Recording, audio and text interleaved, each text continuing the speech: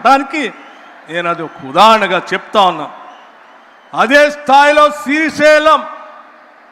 Srisailam బహుళార్థక project 1982లో Indira Gandhi గారు నెహ్రూ గారు foundation వేస్తే 82లో మొదలుపెట్టిన ప్రాజెక్ట్ ఒక పవర్ ప్రాజెక్ట్తో పాటు ఇరిగేషన్ ఇస్తూ 308 టీఎంసీల కెపాసిటీతో ఈనాటి వరకు కూడా చెక్కు చెదరలేదు.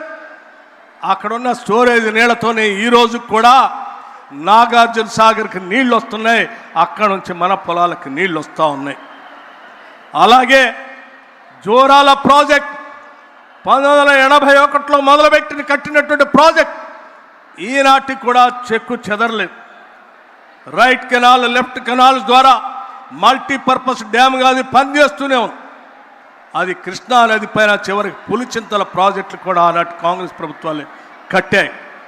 మిత్రులారా, గోదావరి నది పైన ఎస్ఆర్ఎస్పి శ్రీరామ్ సాగర్ ప్రాజెక్ట్ 112 టీఎంసీల కెపాసిటీతో 1977లో 10 లక్షల ఎకరాలకి సాగునీరు అందించేటట్టుగా 4 కాలువలతో కాకతీయ, సరస్వతి, లక్ష్మి ఫ్లడ్ కెనాల్తో కడితే ఈనాటికి కూడా ఆ ప్రాజెక్టు చెక్కు చెదరలేదు.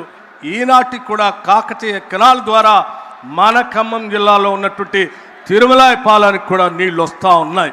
దీని కెపాసిటీ 212 టీఎంసీలుగా ఉంది. అట్లాగే శ్రీపాద ఎల్లంపల్లి ఆనాటి కాంగ్రెస్ ముఖ్యమంత్రి డాక్టర్ వైఎస్ రాజశేఖర రెడ్డి గారు 2004లో ఆ ప్రాజెక్టును మొదలుపెట్టి పూర్తి చేసి మనకు అందిస్తే ఈనాటికి కూడా అది చెక్కు చెదరలేదు. ఇప్పటికి కూడా అద్భుతంగా కొనసాగుతూనే ఉన్నాయి. కానీ ఇన్ని వందల టీఎంసీల కెపాసిటీతో కొన్ని దశాబ్దాల క్రితం కట్టినటువంటి ప్రాజెక్టులు కూడా చెక్కు చెదరకుండా నీళ్లు అందిస్తూ ఉంటే ఈ రాష్ట్ర వనరులు సంపద తెలంగాణ రాష్ట్రానికి చెందాలనేటువంటి ఆలోచనతో ఇక్కడ ఉన్నటువంటి ప్రజల ఆత్మహత్యలు చేసుకుంటా ఉంటే మన అధినాయకురాలు సోనియా గాంధీ గారు ఆలోచన చేసి తెలంగాణ రాష్ట్రం ఇస్తే ఈ సొమ్మంతా మనకే చెందాలని ఆలోచన చేసి ప్రత్యేక రాష్ట్రం వస్తే బాగుపడతాం అనుకుంటే ఆ మాయమాటలు చెప్పి అధికారంలోకి వచ్చిన టీఆర్ఎస్ పార్టీ కాళేశ్వరం కట్టక ఒక ప్రాజెక్ట్ కట్టిందయ్యా. కాళేశ్వరం ప్రాజెక్ట్ ఏమైందయ్యా? కాళేశ్వరం 1,00,000 కోట్ల పైబడి కట్టి కూల్చేశారు తప్ప ఒక్క చుక్క నీళ్లు కూడా మనకు ఉపయోగపడే పరిస్థితి లేకుండా పోయింది.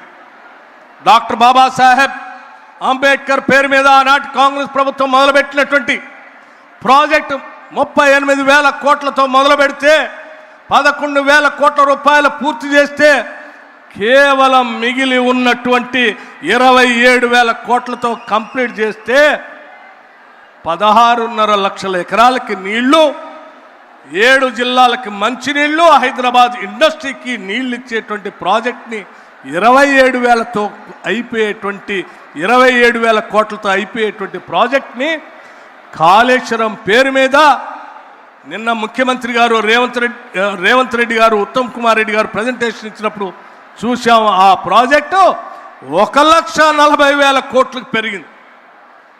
ఎక్కడ 27,000 కోట్లు, ఎక్కడ 1,47,000 కోట్లు? పోనీ ఆ 1,47,000 కోట్లతోనైనా ఉందా ప్రాజెక్ట్ అంటే కూలిపోయి నీళ్లు లేనటువంటి పరిస్థితుల్లో ఈరోజు మనం బాధపడుతూ ఉన్నాం. ఆనాటి కాంగ్రెస్ ప్రభుత్వాలు కట్టినటువంటి ప్రాజెక్ట్ ఒక్కొక్క ప్రాజెక్ట్ టీఎంసీ కెపాసిటీ 100 టీఎంసీల పైన ఉంటే కూడా చెక్కు చెదరలేదు.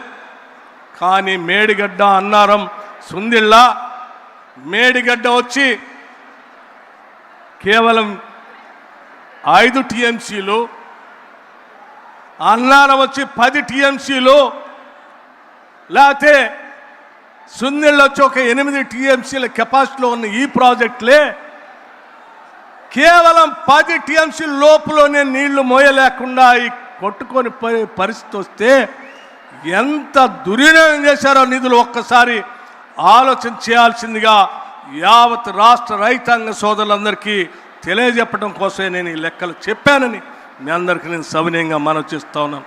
మిత్రులారా, ఆలోచన చేయండి. ఇంకా తగుదనమ్మా అని